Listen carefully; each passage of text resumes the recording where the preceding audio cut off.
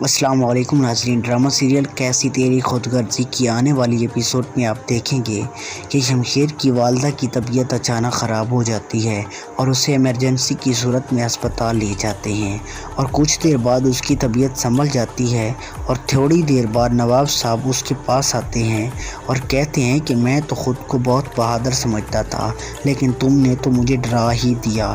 مگر شمشیر کی والدہ کو یاد ہے تو صرف اور صرف اپنا بیٹا۔ نواب صاحب کو شمشیر کا کہا تو اس نے جھوٹی تسلی دے دیتے ہیں، ہاں آ جائے گا، جس کے بعد دارا نے کہا کہ شمشیر تو جانتا نہیں کہ ممی جی کی کتنی طبیعت خراب ہے، مگر اس کو سب کچھ بتا دینا چاہیے، مگر نواب صاحب کی انا صاف انکار کر دیتی ہے، بلکہ وہ غصہ بھی ہونے لگتا ہے۔ بس یہ انسان بھی کتنا انا کا پجاری ہوتا ہے، مگر جب سب کچھ ختم ہو جاتا ہے تب اس کو معلوم ہوتا ہے کہ میں نے انا میں رہ کر اپنا ہی نقصان کیا، جو کہ نواب صاحب کو بہت جلد پتہ لگنے والا ہے۔ جبکہ دوسری جانب شمشیر کے حالات بہتر نہیں ہوئے اور نہ ہی شمشیر کو کوئی نوکری ملی ہے، مگر حیرت کی بات یہ ہے ناظرین کہ ان سب کے پاس کھانے کے پیسے نہیں، لیکن جوتے لباس سب کے پیسے ہیں۔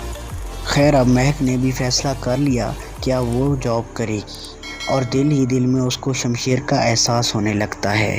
شمشیر جب واپس لوٹتا ہے تو اس کو کھانا دیتی ہے، تب ہی اسے بیٹھے بیٹھے سوال بھی کرتی ہے کہ تمہیں یہ سب کچھ بہت مشکل لگتا ہے نا؟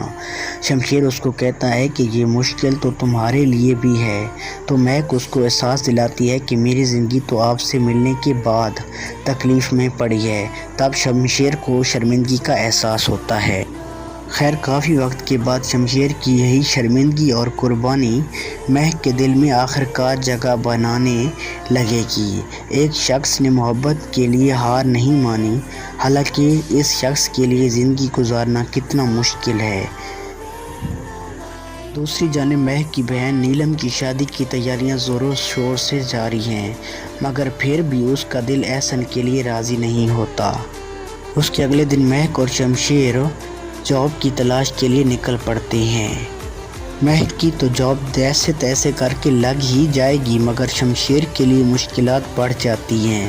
شمشیر مہک کو مال کی طرف ڈراپ کر کے جانے لگا تو مہک پیچھے سے آواز دیتی ہے، شمشیر گڈ لک۔ یہ سن کر شمشیر کا چہرہ کھل اٹھتا ہے اور اس کا شکریہ بھی ادا کیا، کیونکہ مہک جانتی ہے کہ شمشیر کے لیے مشکلات ختم نہیں ہوئی، اب وہ حقیقی معنوں میں شرمندہ بھی ہے۔ جب شمشیر وہاں سے روانہ ہوتا ہے تو راستے میں بائک کا پٹرول ختم ہو جاتا ہے۔ وہ بائک کو ساتھ لے کر چل ہی رہا تھا کہ اس کی نظر ایک سامنے لگے ہوئے اشتہار پر پڑتی ہے، جہاں پر لکھا تھا کہ انہیں سیلز مین کی ضرورت ہے اور معقول تنخواہ بھی دی جائے گی۔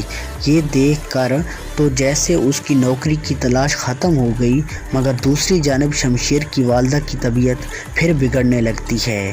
اس کی طبیعت کو بہتر ہونے کا نام ہی نہیں لیتی اور یوں ہی اپنے بیٹے شمشیر کو یاد کرتے کرتے بے ہوش ہو جاتی ہے۔ حالانکہ دارا نے ایک بار پھر کہا کہ شمشیر کو بتا دیتے ہیں، مگر نواب صاحب کی انا، اس نے کہا کہ ہمارا اس سے کوئی تعلق نہیں، مگر یہ ماں اپنے بیٹے کو یاد کرتے کرتے اس دنیا فانی سے چل بستی ہے۔